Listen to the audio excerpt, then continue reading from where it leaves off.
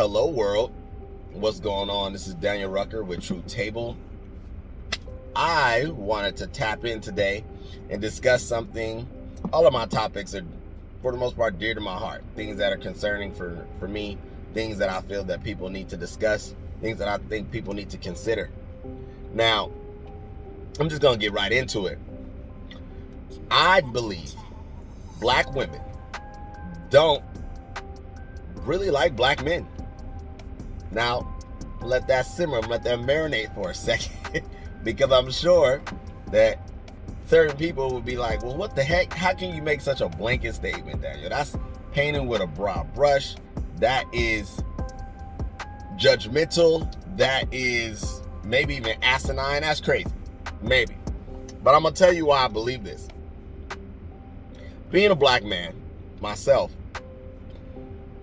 I have observed and noticed that when it comes to my community, when it comes to the women in my community, that there's a preference on the men that they fantasize about, that they praise, that they consider to be quality picks. And why can I say that?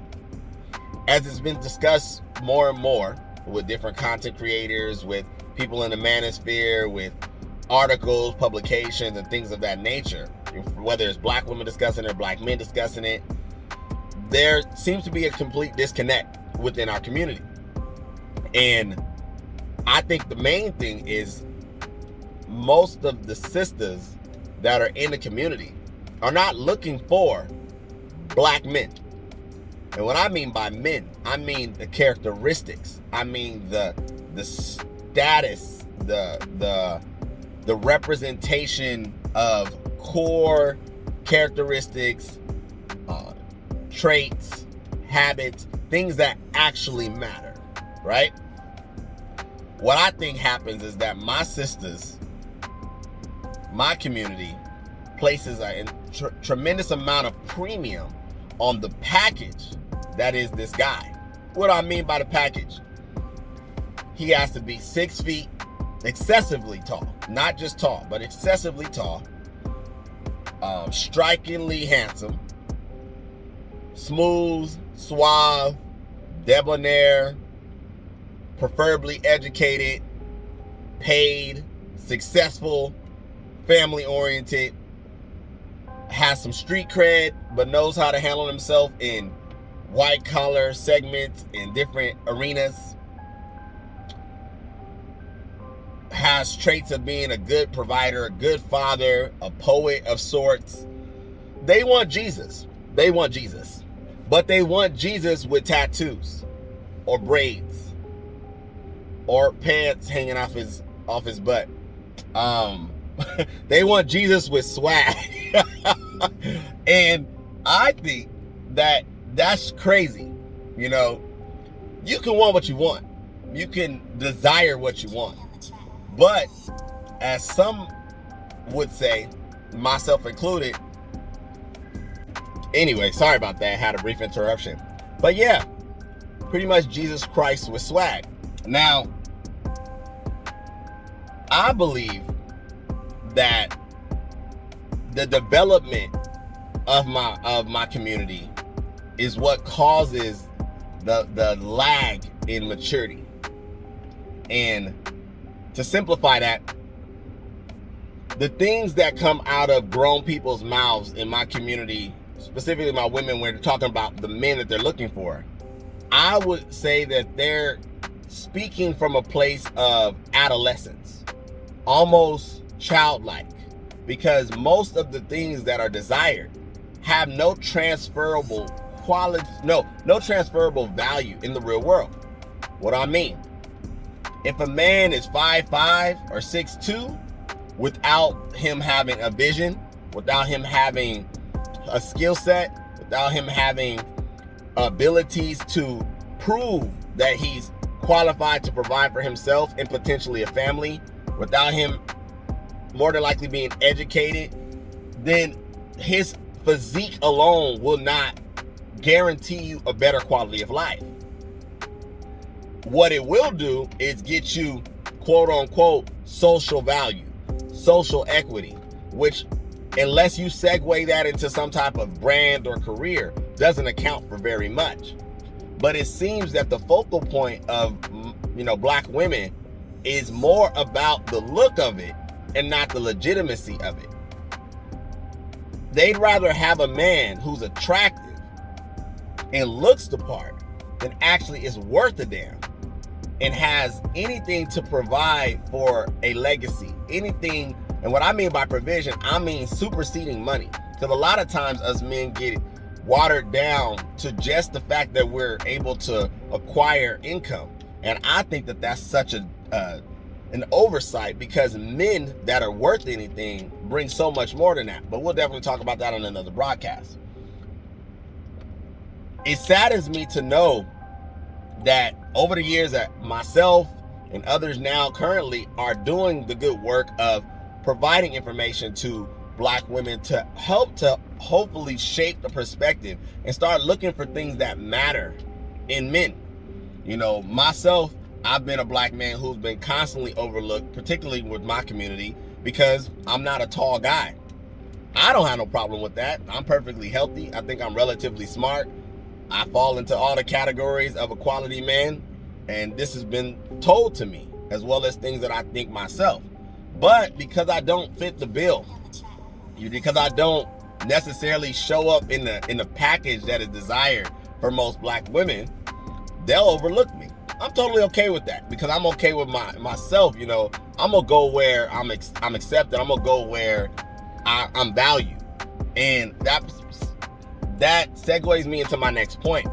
There are so many of us black men, tall, short, maybe a little bit more thick, maybe on the thinner side, maybe, I would consider myself a fly geek, not a nerd by any means, but I like things that are a little off put, not so much the popular opinion. I don't like sports. I don't care, to drink or smoke. I'm into reading. I like sushi. I love Spanish style music and dancing to those things, traveling abroad and different things. Not all about me. I'm just trying to give you an example.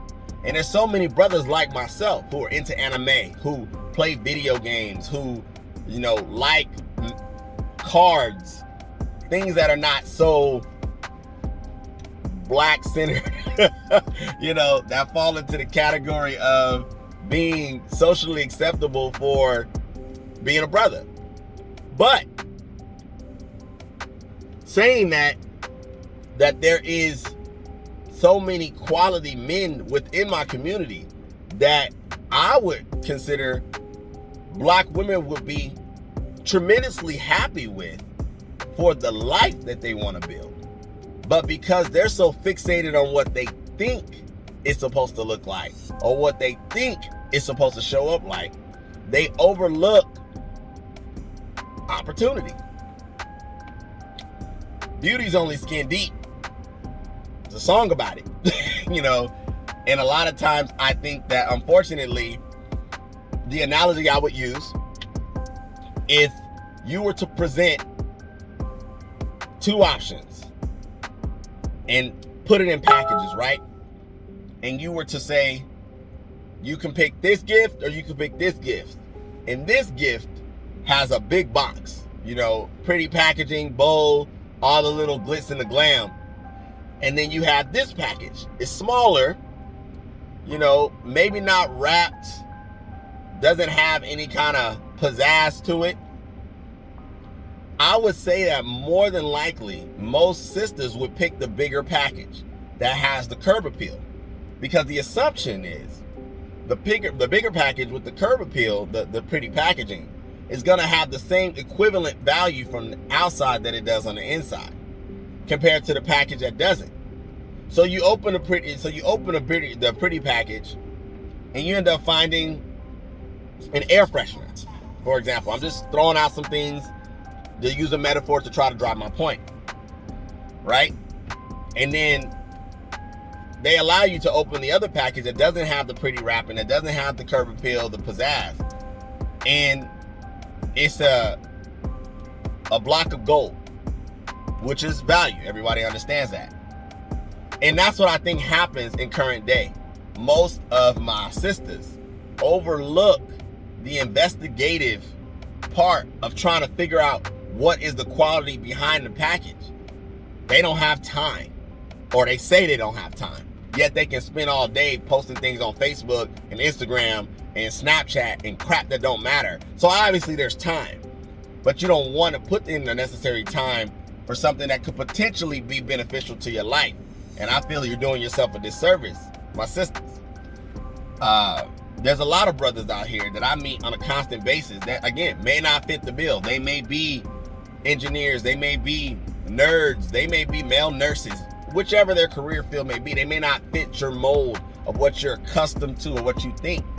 But I would encourage you to open up your eyes, grow up, and start to open up more of your viewpoint and perspective when it comes to the men that you seek. Do not wait until you have 1 kid, 2 kids, 3 kids, you in your mid-30s to early 40s, overweight when nobody wants you. Open up to these men, open up the possibilities a lot earlier on, and you may just be surprised. You may just actually land someone that is worth something, and then your life will reflect that. So I wanted to touch on that today, just give you guys an outlook and a perspective. This is Daniel Rucker again with Truth Table. Thank you for hanging out with me. I know I went a little longer than my latest videos, but I wanted to give some meat to this particular topic because I feel that is a value and importance.